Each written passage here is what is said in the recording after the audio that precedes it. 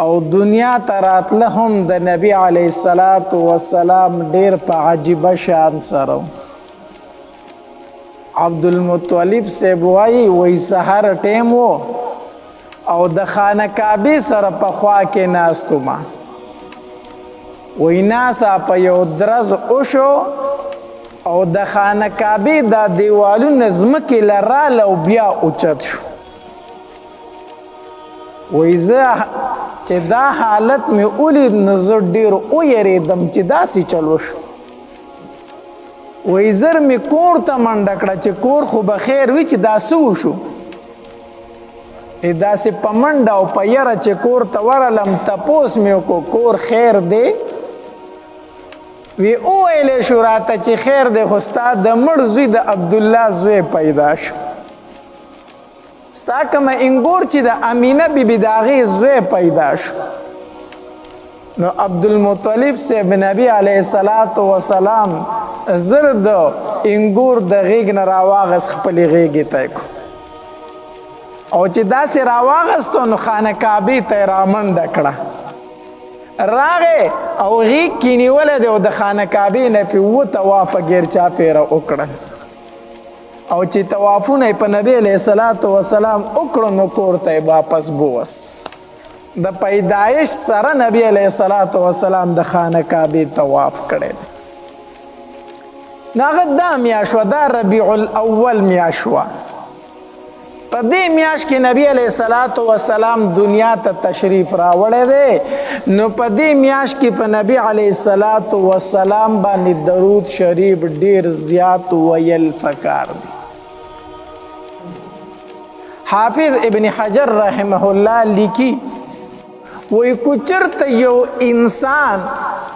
د خپل سا اغستو په شانتي په نبی علیه الصلاة والسلام درود وایي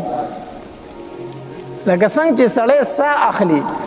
دغه شانتي دی په نبی علیه الصلاة والسلام مسلسل همیشه د پاره په ټول ژوند کې درود وایي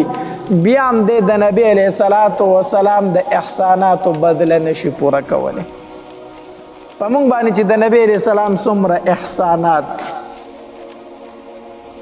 نو د دې وجې نه په دې میاشت کې په نبی علیه الصلاة والسلام باندې څه زیات وایي؟ درود زیات وایي. درود زیات وایي او د درود شریف ډیر زیات برکات هم دي. حدیث مبارک کې راځي نبی علیه الصلاة والسلام مسجد نبوي کې ناست او صحابه کرام ته گیر چاپیره ناست. یو صحابي ته نه تپوس وکړو وی د الله پاک پیغمبره زه په تا باندې درود ډیر زیات واما خدا راته ووایه چې د زیادت څه مقدار وي څومره در باندې وواما. زه خو په تا درود زیات وام ډیر وام خو څومره زیات در باندې ووام. نبی علیه الصلاة والسلام ورته وفرمایل وی ته څنګه په ما باندې زیات درود وایي؟ نو دې صحابي ورته وفرمایل وی د الله پاک پیغمبره په شپه او ورځ کې زه یوه حصه په تا باندې درود واما او دوه حصې نور ذکر کوم. یوه حصه په تا باندې درود وام او دوه حصې نور ذکر کوم. آیا دا درود په تا باندې کافی دی؟ نبی علیه الصلاة والسلام ورته وفرمایل وی او خو دا درود دی زیات کو نو ښه به وي. دا درود دی په ما زیات کو نو څه به وي؟ ښه به وي. د صحابي ته نه بیا تپوس وکړو وی د الله پاک پیغمبره چې بیا یو کار وکړمه شپه او ورځ کې نیمه حصه په تا باندې درود واما او نیمه حصه نور ذکر کوم. آیا دا درود به په تا باندې کافی وي؟ نبی علیه الصلاة والسلام ورته وفرمایل وی او خو دا درود دی په ما زیات کو نو دا به تاله ښه وي. دا به تاله څه وي؟ ښه وي. هغه صحابي بیا تپوس کوي وی د الله پاک پیغمبر چې بیا یو کار وکړمه په شپه او ورځ کې دوه حصې په تا باندې درود واما او یوه حصه نور ذکر کوم. آیا دا درود به په تا باندې کافی وي؟ نبی علیه الصلاة والسلام ورته وفرمایل وی او خو دا درود دی زیات کنو ښه به وي. دا درود دی په ما زیات کنو څه به وي؟ خبوي هغه صحابي بیا فرمایي وای د الله پاک پیغمبر بیا یو کار ولې نه کومه بیا یو کار ولې نه کومه چې ما ته فارغ ټایم میلاویږي ما ته فارغ وخت میلاویږي او پتا باندې درود وام دا درود به کافی وي نبی علیہ الصلوۃ والسلام ورته فرمایل و ای زما صحابي کو داسې دی وکړو دا څنګه چې ته وایي داسې دی وکړو دا څنګه چې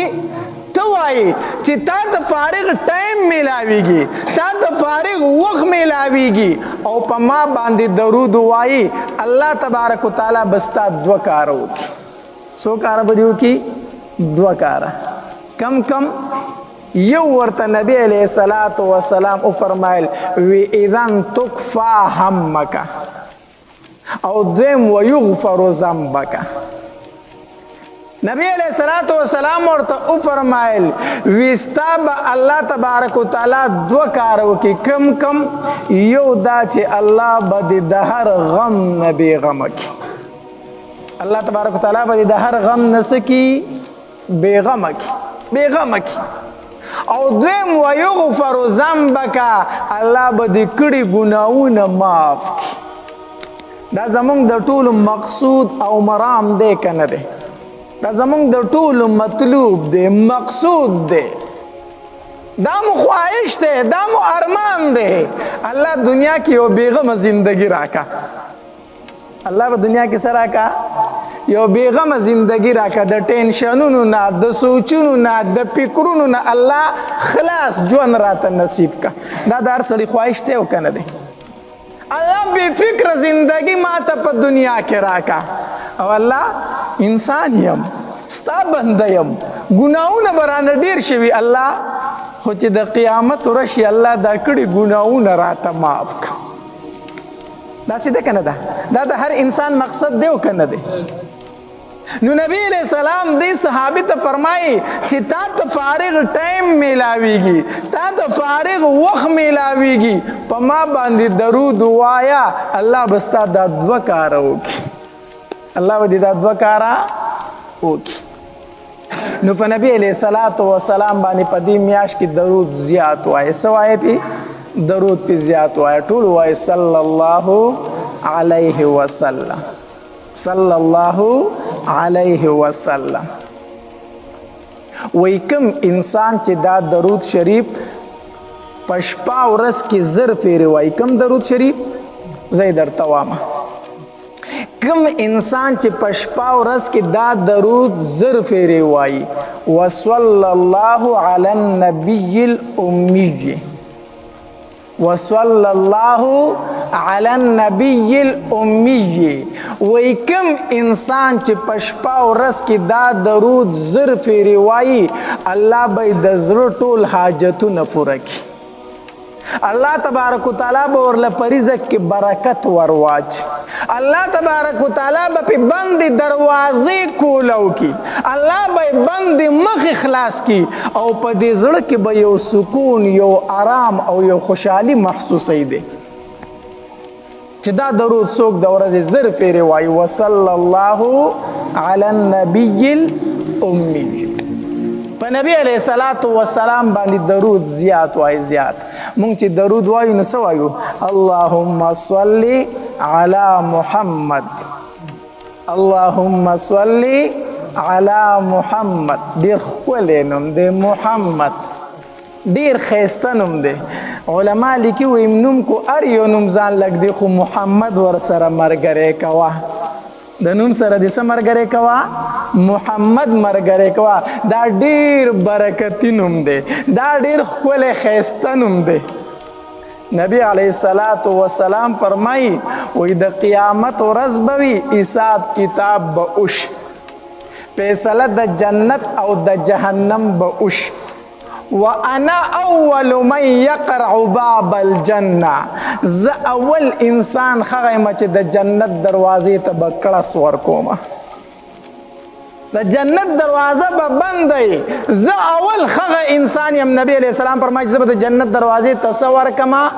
کړه ورکم وی د دن نه به خزانچی आवाज وکي د جنت چې کوم څوکیدار دی د دروازې د دنې نه به اواز وکړي من انت څوک چې دروازه دې وکړسوله وی زه به ورله جواب ورکم چې محمد زه څوک یما محمد یما صلی الله علیه وسلم وی د جنت د دروازې چې کوم چوکیدار دی هغه به د دنې نه جواب ورکړي چې ما ته حکم شوی چې محمد نوم درته یاد شي اول به دروازه هغه ته خلاصوي ما ته هم ویلی شوي وو چې اول دروازه د جنت په محمد ته خلاصوي صلی الله علیه وسلم نو دا هغه نوم دی چې اول به د جنت د دروازې سره هم یادیږي د جنت د دروازې سره اول نوم چې یادیږي هغه به کوم نوم وي محمدي ډیر ښایسته نوم دی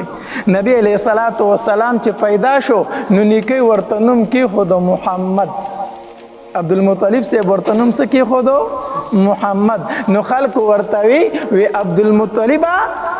دا نوم خو ستا په آباو په اجدادو کې چرته نه دی تیر شوی دا دې څنګه عجیبه نوم کېښودو د عربو عادت دا دی هغوی د خپلو کشرانو نومونه د خپلو مشرانو په نومونو سره ږدي اکثر د نوسي او د نیکه یو نومي مونږ یې بې ادبي ګڼو که نه چېرته په کور کې کشر له په مشرانو کې څه نوم کېږي دا څه بې ادبی دا خو د بابا نوم دی تا دله کېښودو د عربو عادت دا دی چې هغوی د خپلو د کشرانو نومونه د مشرانو په نومونو سره ږدي نو اکثر د نیکه او د نوسي یو نومي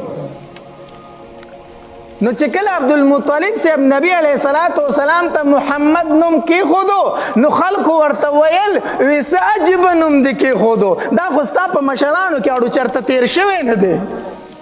نو عبدالمطلب ورته جواب ورکو وی محمد مې ورله ځکه نوم کېښودو چې د مشرق او د مغرب د شمال او د جنوب خلک د صفتونه کوي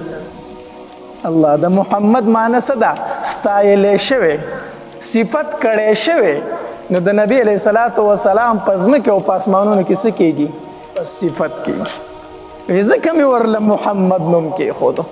ډېر ښایسته نوم دی نو چې چېرته هم نوم دی کو هر نوم دی خو علما وایي محمد ورسره څه کا ملګری که نو په نبی علیه الصلاة والسلام باندې په دې میاشت کې درود ډېر زیات وایه ډېر زیات وایه ځکه حدیث مبارک کې راځي نبی علیه الصلاة والسلام فرمایي وایي د قیامت په ورځ به د ټولو نه زیات نږدې ما ته هغه انسان وي د چا چې په ما باندې درود زیات وي د چا چې په ما باندې څه زیات وي درود زیات وي هغه انسان به د قیامت په ورځ د ټولو نه زیات نږدې ما ته وي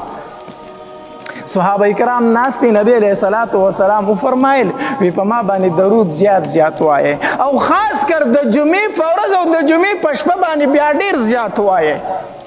نو یو صحابي تپوس وکړو وی د الله پاکه پیغمبره قد ارمتا او بلیتا دو قسم الفاظ حدیث مبارک راغلي د الله پاکه پیغمبره تو خو به د خاورو سره خاورې شوی یې ستا خو به اډو کې ریزه ریزه شوي مونږ چې په تا باندې درود وایو نو تا ته به څه فایده درکوي نبی علیه الصلاة والسلام ورله جواب ورکو وی ان الله حرم علی الارض اجساد الانبیاء ان الله حرم علی الارض اجساد الانبیاء الله په ځمکه باندې د پیغمبرانو جسمونه حرام کړي دي زمون جسم ته ځمکه څه نشي ویلی پیغمبرانو جسمونو ته نبی علیه السلام وفرمایل دا زمون عقیده ده د اهل سنت والجماعت عقیده دا ده چې څومره پیغمبران دي یوازې نبی علیه الصلاة والسلام نه چې څومره پیغمبران دي د هغې جسم مبارک چې کوم په ژوندانه و اخکه جسم مبارک په قبرونو کې بالکل سلامت فروت دی او تر قیامته پورې به دغه شانتې سلامت فروت الله پیغمبران خو پیغمبران دي د حافظ قرآن جسم ځمکه نه خوري حدیث مبارک کې راځي وی اذا مات حامل القرآن چې کله حافظ قرآن وفات شي اوحى الله الى الارض الله تبارک وتعالی ځمکې ته وحی وکړي الله تاکل لحمه ای ځمکې د حافظ قرآن غوښې به نه خوري ته د غوښې به ځمکې دا حافظ قرآن ستا خوراک له نه دی درغلی دا معمولی انسان نه دی د ده په سینه کې 6666 آیاتونه مبارکه پراته دي دا معمولی انسان نه دی د ده په سینه کې د بخاري احادیث پراته دي د ده په سینه کې د مسلم شریف احادیث مبارکه پراته دي ځمکې د حافظ قرآن غوښې به نه خوري قالت الارض زمکه جواب ورکی الله تبارک وتعالى تا ای وربي ای زما ربا کیف اكل اللحم زبد دغه څنګه خورما وکلامک فی جوف د چا پسینه کې چستا کلام پروت دی الله زد حافظ قرآن غوښې څنګه خورم د چا پسینه کې چستا کلام پروت دی نو د حافظ قرآن غوښم الله په زمکه باندې څه کړی دا پیغمبر خو ډیر لوړ شان لري خو ډیر اوچت شان لري دا غ شان ته څوک رسیدي الله علماء لیکلي دي وای په کوم مقبره کې چې حافظ قرآن دفن شي په دغه شپه باندې الله د دغه مقبرې والونه عذاب پورته کوي په کوم مقبره کې چې حافظ قرآن دفن شي ته دغه مقبرې والونه الله څه پورته کوي عذاب پورته کوي غرض می دا کو چې په نبی علیہ الصلوۃ والسلام باندې درود زیات وایي نبی علیہ الصلوۃ والسلام فرمایي وای د قیامت ورځ به ما ته انسان ډیر نږدې وي چې په ما درود زیات وایي حدیث مبارک کې راځي نبی علیہ الصلوۃ والسلام فرمایي وای په ما باندې درود ویل دا د انسان ګناونه داسې ختمي لکه په اور چې اوبه واړی ماء البارد الفاظ راغلی لکه په اور چې یخي اوبه ورواړی اور مړ کی دک شانت په نبی علیہ الصلوۃ والسلام باندې درود ویل د انسان ګناونه ختمي الله او درود چې د کله زیات ویل کنه الله به درته ډیر لوړ مقام په دنیا کې هم درکې او په آخرت کې هم درکې امام شاه ولی الله رحمه الله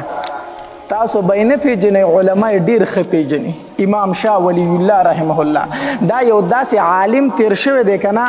چې د هندوستان او د پاکستان څومره علما دي دوی خپل د حدیث او سند نبی علیہ الصلوۃ والسلام ته بغیر د امام شاه ولی الله نه نشي رسولی زکه اوس د خپل حدیث او سند نبی علیہ الصلوۃ والسلام ته رسوم په منځ کې به امام شاه ولی الله ضرور زما استاد کیږي دا کې دی نشي چې امام شاه ولی الله رحم الله زما استاد نشي او زه د خپل حدیث او سند چاته ورسوم نبی علیہ الصلوۃ والسلام دا نشي کېدی د هر عالم په سند کې بنوم د امام شاه ولی الله خامخا راځي دا یو داسې عالم تیر شوی داسې عالم هغه ویل الله تبارک وتعالى ماته او زما خاندان ته چې دا سره راکړي دي کنه دا د درود شریف په ویلو سره راکړي دي ماتا او زما خاندان ته چې دا کم مقام میلاو شوی دا کم مرتبه میلاو شوی دا وی دا د درود ویلو په برکت سره میلاو شوی دا ته خو درود شریف وایې کنه چې ته د دې برکات ویني ته د دې برکت په خپل ځان کې ویني ته دې برکت په اولاد کې ویني ته دې برکت په نوسو کې ویني حدیث مبارک کې راځي نبی علیہ الصلوۃ والسلام فرمایي وای کوم انسان چې زیات درود وایي په ما باندې دا وایون کې په خپل مرنګ وي ته د بچي بم رنګي او د نصیب بم رنګي په نبی علیہ الصلوۃ والسلام باندې زیات سوای درود زیات وای الله به دې بند مخې په دنیا کې کولاوي الله به دې په مال کې برکت به دې الله په مال کې واچ الله د درود شریف په فضیلت کې یو کتاب دی دلائل الخیرات د دې کتاب نوم دی دلائل الخیرات او د دې کتاب مصنف چې کوم دی دا غنوم دی علی ابن حسین الجزولی رحمه الله علی ابن حسین الجزولی رحمه الله د دې کتاب مصنف دی هغه په دې کتاب کې په خپل لیکلي دي چې ما دا کتاب ولې د درود شریف په فضیلت کې ولیکو هغه وجه لیکي هغه وای دا سکارو چې زه یو ځل په سفر باندې تلم نو په یو خوشي بیابان ورلم نو د مانزه ټایم شو د مانزه وخت شو نو اوبه مې کتلو په نظر مې یو کوی راغی ما وې زه کوی دی اوبه به پکې زه بیا اودس وکړم مونځ به وکړم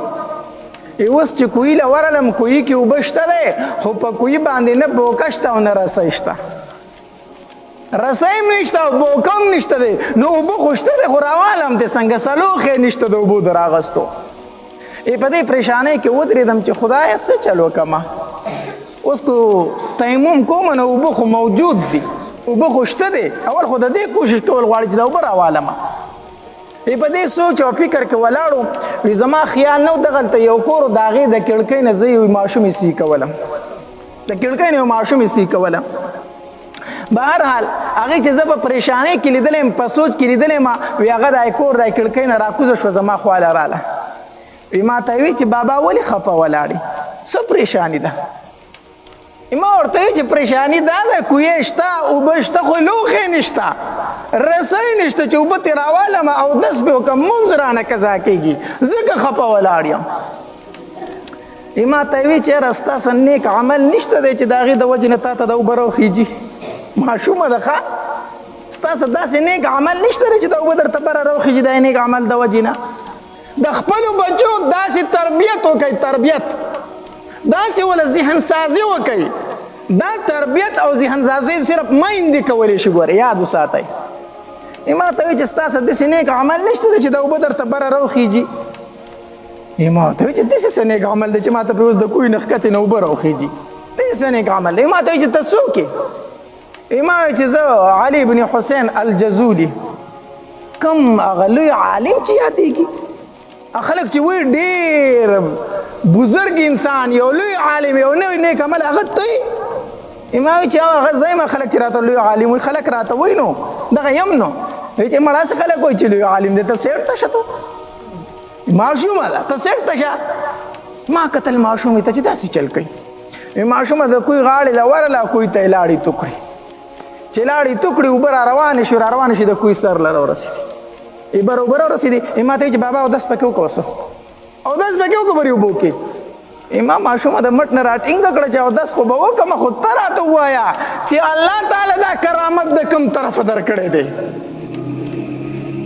ماشومه الله تبارک وتعالی دا دومره کرامات تا ته په کوم عمل درکړي دي چې ستا په لاړو کې الله دومره طاقت یې چې د کوی اوبه پې د ویښ نه سر له راخیږي څه عمل دی ستا کوم عمل دی هغې ماشومې راته وایي چې داسې هېڅ عمل مې نشته دی خو په نبي علیه صلات وسلام باندې درود زیات وه په نبي علیه صلات وسلام باندې څه زیات وامه درود وامه بس د دغې درودو د وجې نه الله زما بندې مخې کولاوي هر مشکل راته الله د دغې درود د وجې نه اسانې د دغې درود په برکت سره ماته هر مشکل کار اسانېږي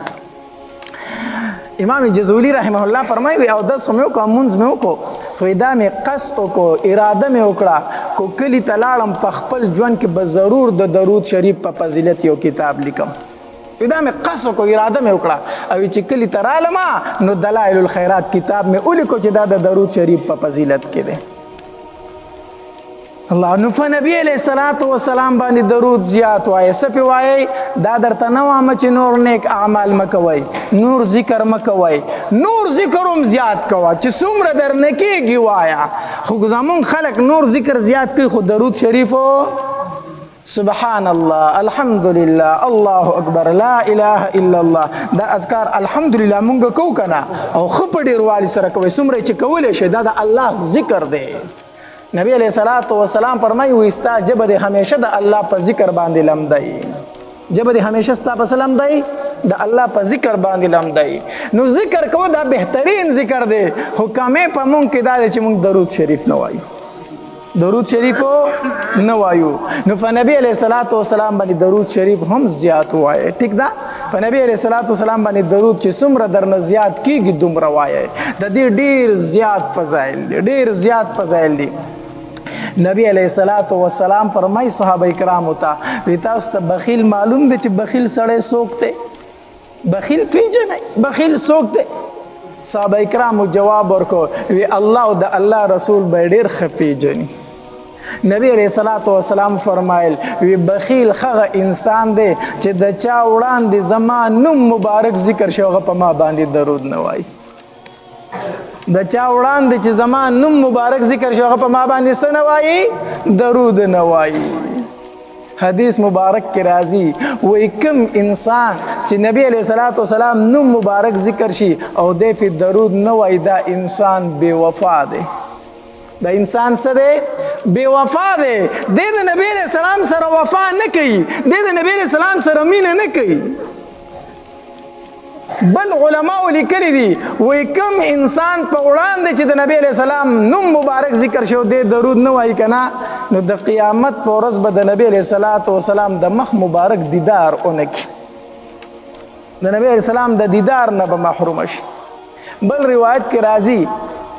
نبی علیہ الصلوۃ والسلام فرمایي وای کوم انسان په وړاندې چې زما نوم مبارک ذکر شي او دې په ما باندې درود نه وایي د جنت لار فریخ او د جهنم په لار روان شوی دی الله نبی علیہ السلام چې پیدا شو کنه د پیدایش نه 3 ورځې پوری خپل مور امینی بیبي نبی علیہ السلام ته پي ورکړي بیا د ابو لهب یو وینځو د ابو لهب د نبی علیہ السلام تر دی د هغې نوم سویبه دی سویبه دا سویبه چې ده که نه د ابو لهب ازاده کړې وه پسې ازاده کړې وه چې کله نبی علیه الصلاة والسلام پیدا شو که نه دی وینځې رامنډې کړې او ابو لهب ته وی ستا د مړ رور زوی پیدا شو ستا د مړ رور د عبدالله زوی پیدا شو دا ابو لهب خوشحاله شو دې ته دا ګوته داسې کړه وی د نن نه بعده ته ازاد دی د نن نه بعده ته صحیح آزاد چې په ما دې دا زیری وکړو ابو لهب چا په خوب کې ولیدو عباس یو روایت راځي چې عباس رضی الله تعالی په خوب کې ولیدو چې کله ابو لهب مړ شو عباس رضی الله تعالی په خوب کې ولیدو وی څنګه چل دی نو ابو لهب ورته وی ستاسو نه چې را جدا شوی ما ښکلې ورځ نه ده لیدلې